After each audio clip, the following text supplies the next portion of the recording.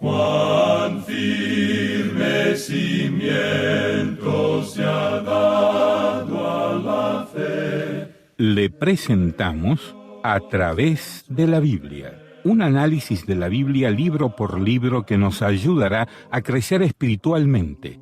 Estos estudios fueron diseñados por el Dr. J. Vernon McGee, destacado maestro y expositor de la Biblia. Acompáñenos en este fascinante recorrido a través de la Biblia. La palabra de Dios. Continuamos hoy nuestro viaje por el Nuevo Testamento. Estamos todavía considerando el capítulo 8 del Evangelio según San Mateo. Vamos a comenzar nuestro programa de hoy con la lectura del versículo 26 del capítulo 8 de este Evangelio. En nuestro programa anterior estábamos hablando del quinto milagro de Jesús. Y dijimos que en este quinto milagro se demuestra el poder del Señor Jesús, que creemos es el mismo poder que tuvo Adán antes de perder su señorío en el huerto de Edén. No olvidemos que Dios le dijo, fructificad y multiplicaos, llenad la tierra y sojuzgadla, y señoread en los peces del mar, en las aves de los cielos, y en todas las bestias que se mueven sobre la tierra. Estos versículos nos dicen que Dios dio señorío a Adán, o sea, un reino. Ahora vemos aquel poder manifestado en Jesucristo, el último Adán. Notemos que era una gran tempestad la que se levantó en el mar, pues dice el versículo 24 de Mateo capítulo 8, «Y he aquí que se levantó en el mar una tempestad tan grande que las olas cubrían la barca, pero él dormía». Dijimos también en nuestro programa anterior que esta no fue una tempestad corriente.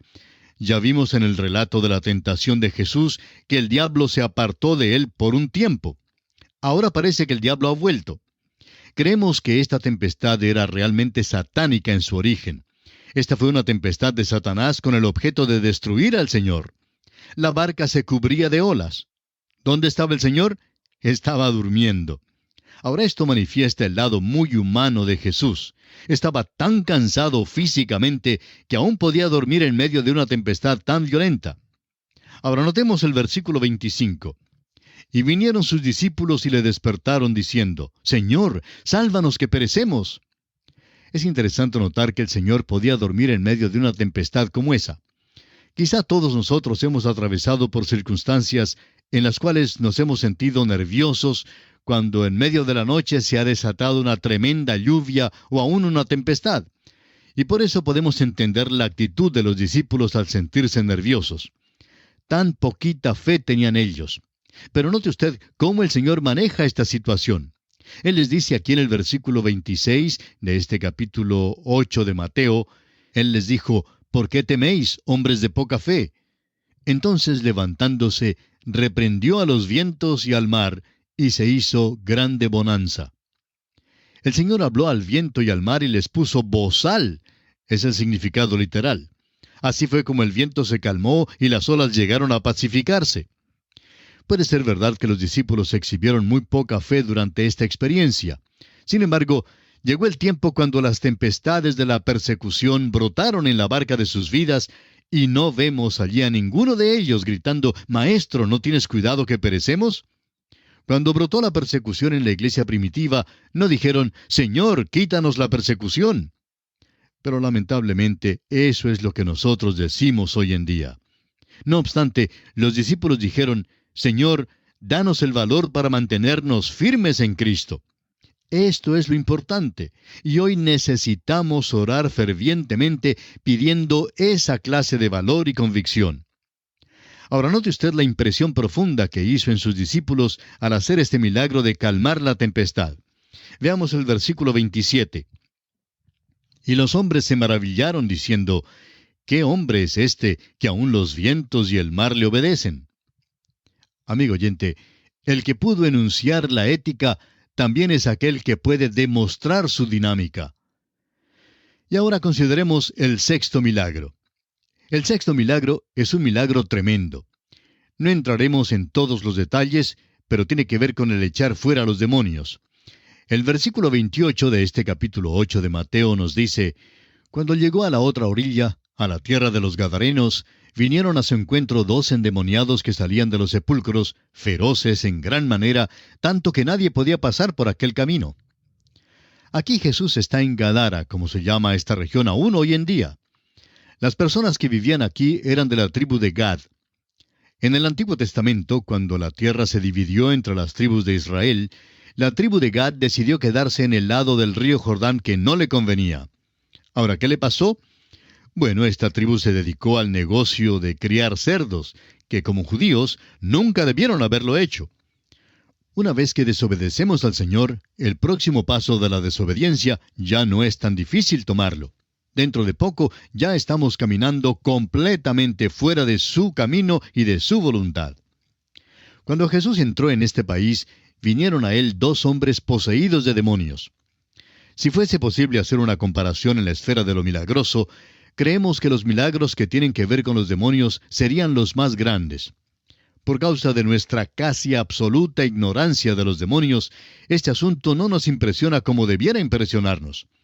Estos 2 hombres eran feroces, violentos en gran manera y sumamente peligrosos, tanto que, según el versículo 28, nadie podía pasar por aquel camino. Cuando Jesús se les acercó, el versículo 29 nos dice que ellos clamaron diciendo: «¿Qué tienes con nosotros, Jesús, Hijo de Dios? ¿Has venido acá para atormentarnos antes de tiempo?». Este milagro descubre un área tremenda de la cual lamentablemente sabemos muy poco hoy en día. Nos es difícil comprender la importancia de este milagro por causa de nuestra falta de entendimiento de los demonios. Por nuestra parte, creemos que los milagros que tienen que ver con los demonios son realmente los más grandes que se haya hecho. Notemos seguidamente los versículos 30 y 31 de Mateo capítulo 8. Estaba paciendo lejos de ellos un hato de muchos cerdos.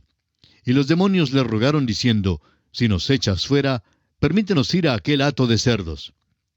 Por alguna razón, los demonios siempre quieren formar parte de la realidad física. Parece que están ansiosos de hacerse visibles. Aún quedaban satisfechos de morar en un hato de cerdos. Vamos a leer ahora los versículos 32 y 33 que dicen: Él les dijo: «Id». Y ellos salieron y se fueron a aquel hato de cerdos. Y he aquí, todo el hato de cerdos se precipitó en el mar por un despeñadero, y perecieron en las aguas. Y los que los apacentaban huyeron, y viniendo a la ciudad contaron todas las cosas, y lo que había pasado con los endemoniados. Estos demonios fueron al hato de cerdos, no queriendo ser confinados. Ya sabían algo del confinamiento de ciertos otros demonios, los caídos, como se los llama en la epístola de San Judas. Estos demonios querían hacerse visibles en este mundo. Los cerdos, sin embargo, más bien prefirieron morir antes que ser poseídos por los demonios. El género humano es algo diferente, y son muchas las personas que hoy son poseídas por los demonios. Tuvimos una manifestación verdadera de lo sobrenatural durante el tiempo de Moisés, durante el tiempo de Elías y durante el tiempo del Señor Jesús. Hoy en día parece que estamos entrando en una órbita donde vemos más y más las manifestaciones de lo que es demoníaco. Y creemos que son muchas las evidencias que hay en todo nuestro alrededor. Muchos casos son difíciles de diagnosticar con precisión y siempre hay el peligro de decir: «Creo que fulano de tal está poseído por los demonios». Pero, amigo oyente, debemos tener mucho cuidado en decir esto. Sin embargo, tenemos que reconocer que aún hoy en día hay muchas personas que son poseídas por los demonios. Pero aunque el creyente pueda sufrir la opresión de un demonio, no creemos que un hijo de Dios pueda ser poseído por el demonio.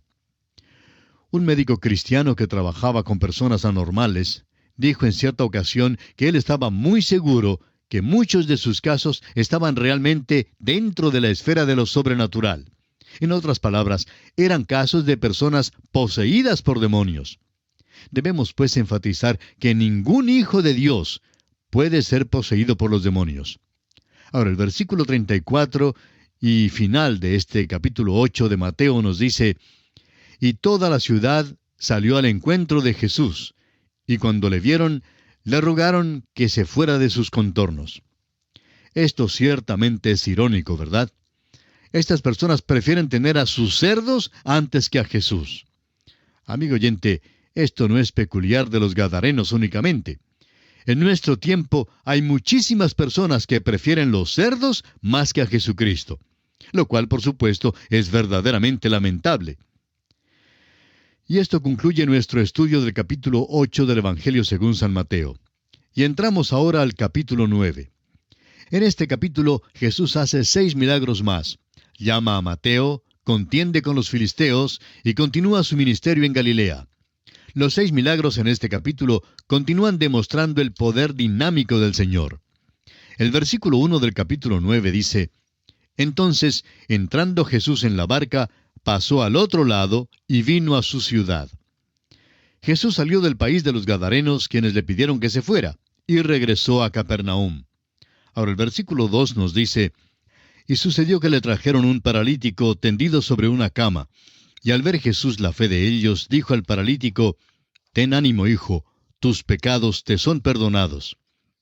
En este versículo aparecen detalles que no son dados en el relato según San Marcos de este mismo evento. El evangelista Marcos cuenta cómo bajaron a este hombre por el techo de la casa. Pero el Señor Jesús aquí no solamente sana a este hombre, sino que le perdona sus pecados. La sanidad y el perdón del pecado están relacionados. Ahora el versículo 3 de Mateo 9 dice: Entonces algunos de los escribas decían dentro de sí: Este blasfema. Los escribas opinaban que el Señor no podría lograr que este enfermo caminara. El Señor, conociendo sus pensamientos y la maldad en sus corazones, les preguntó, según los versículos 4 al 7, ¿por qué pensáis mal en vuestros corazones? Porque, ¿qué es más fácil decir? ¿Los pecados te son perdonados? ¿O decir, levántate y anda? Pues para que sepáis que el Hijo del Hombre tiene potestad en la tierra para perdonar pecados, dice entonces al paralítico: levántate, toma tu cama y vete a tu casa. Entonces él se levantó y se fue a su casa. El Señor preguntó a los escribas si era más fácil decir, los pecados te son perdonados, o decir, levántate y anda. Ellos rehusaron contestarle. Sin embargo, si le hubieran contestado, habrían tenido que decir, bueno, para nosotros, uno es tan grande como el otro. Así pues, el Señor dijo al enfermo, levántate y anda. Los escribas lo vieron. Este milagro les enseñó que aquel que tiene poder para hacer caminar a un hombre es también aquel que tiene poder para perdonar sus pecados. La condición para poder hacer un milagro y para poder sanar es la de tener también la autoridad para perdonar el pecado. Usted y yo, amigo oyente, no podemos perdonar el pecado, porque solo Jesucristo puede hacerlo. Y también Él es el único que puede causar que un enfermo camine. Ahora, cerciórese usted que Él sea quien reciba toda la gloria por hacer los milagros. No entraremos en más detalles en cuanto a este milagro aquí porque lo trataremos más a fondo cuando lo analicemos en nuestro estudio del Evangelio según San Marcos. Ahora leamos el versículo 9 de este capítulo 9 de Mateo. Pasando Jesús de allí, vio a un hombre llamado Mateo que estaba sentado al banco de los tributos públicos y le dijo, sígueme. Y se levantó y le siguió. Mateo modestamente pasa por alto su llamamiento dando un solo versículo con respecto a este hecho. Lucas nos dice que Mateo hizo un gran banquete en honor de Jesús. Así lo encontramos en el capítulo 5 del Evangelio según San Lucas, versículos 27 al 29. Evidentemente el incidente que sigue en los versículos 10 al 17 de Mateo se llevó a cabo en esa cena. Mateo al parecer convidó a muchos de sus amigos publicanos a la cena porque quería que ellos también conocieran al Señor Jesucristo. Notemos lo que dicen los versículos 10 y 11. Y aconteció que estando él sentado a la mesa en la casa, he aquí que muchos publicanos y pecadores que habían venido se sentaron juntamente a la mesa con Jesús y sus discípulos. Cuando vieron esto los fariseos, dijeron a los discípulos, ¿por qué come vuestro maestro con los publicanos y pecadores? Los fariseos no creían que era correcto comer conjuntamente con los publicanos y pecadores. Muchos santos hoy en día todavía mantienen esta misma idea. Aunque el Señor condena como pecado grave el fariseísmo, no hay ningún daño en convidar a los pecadores a cenar con los creyentes, porque ellos son precisamente los que necesitan ser alcanzados para Cristo. Tenemos que mantener algún contacto con los pecadores. Ahora notemos lo que dice el versículo 12 de Mateo capítulo 9. Al oír esto Jesús les dijo, los sanos no tienen necesidad de médico, sino los enfermos. Amigo oyente, Jesús es el gran médico. Ha llegado para sanar a la humanidad de su problema fundamental, que es el pecado. Se debe decir esto a muchos de los grupitos cristianos que tienen sus banquetes y reuniones de comunión hermanable, pero que no convidan a los que no son creyentes. Y si llegan los que no son creyentes, pues la mayoría de los cristianos los ahuyentan con sus expresiones de frialdad. Amigo oyente, creemos que algunos de estos llamados grupos cristianos hoy en día son pecaminosos por su mera existencia y por la manera en que se reúnen. El Señor Jesús dijo, los sanos no tienen necesidad de médico, sino los enfermos. Y agregó en el versículo 13 de este mismo capítulo 9 de Mateo, id pues y aprended lo que significa misericordia quiero y no sacrificio, porque no he venido a llamar a justos, sino a pecadores al arrepentimiento. Mateo nuevamente cita del Antiguo Testamento, y esta vez a Oseas, capítulo 6, versículo 6. Jesús vino a llamar a los pecadores, y entre estos estaban los fariseos, aunque no lo reconocían. Eran pecadores, pero sin arrepentirse. El apóstol Pablo en su carta a los Romanos, capítulo 3, versículo 23, dice, por cuanto todos pecaron y están destituidos de la gloria de Dios.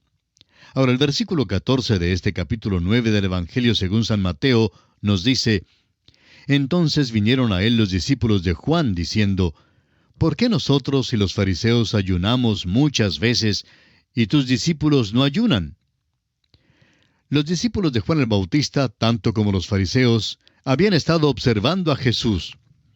Algunos de los discípulos del Señor anteriormente habían sido seguidores de Juan, y entre ellos Andrés y Felipe. Los otros discípulos de Juan le dijeron a Jesús, mira, tú haces las cosas un poco diferente a lo que las hacemos nosotros. Nosotros ayunamos, pero tus discípulos no ayunan. ¿Por qué no? Ahora el Señor enunciará un gran principio y revelará el hecho de que las dispensaciones serán cambiadas. Juan, como ya hemos indicado, fue profeta del Antiguo Testamento, el último de estos profetas. Él caminaba del Antiguo Testamento hacia el Nuevo, para anunciar, tal como Malaquías lo predijo, que un mensajero llegaría para preparar el camino para el Señor Jesucristo. Juan dijo, todo lo que hago yo es preparar el camino para el Señor. Y luego vino el Señor. Fíjese cómo el Señor contesta a estos discípulos de Juan. El versículo 15 dice, Jesús les dijo, ¿acaso pueden los que están de bodas tener luto entre tanto que el esposo está con ellos?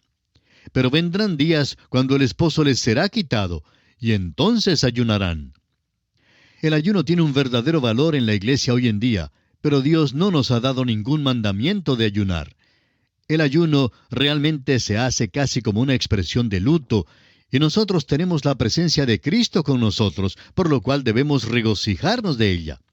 El ayuno debe ser hecho con el pensamiento y la idea de que nos postramos ante Dios porque nos falta su misericordia y ayuda. Esta es la verdadera idea detrás del ayuno.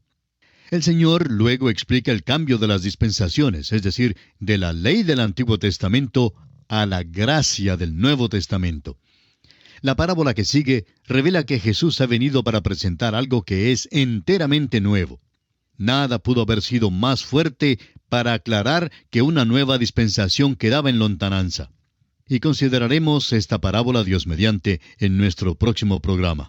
Y como es nuestra costumbre, les sugerimos leer los siguientes versículos de este capítulo 9 de Mateo que estamos estudiando, para que este pasaje les sea más familiar cuando prosigamos este estudio en nuestro próximo programa. Es nuestra oración que Dios le bendiga en forma maravillosa. Y así terminamos por hoy.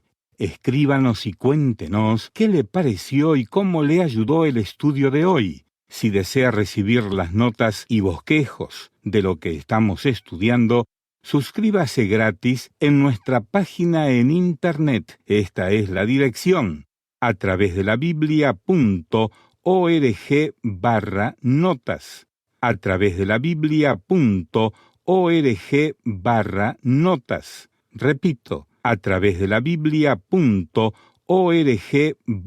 notas. Si desea escuchar nuevamente el programa o si se perdió alguno de ellos, vaya a través de la Biblia.org/recursos. Repito, a través de la Biblia.org/recursos. A través de la Biblia.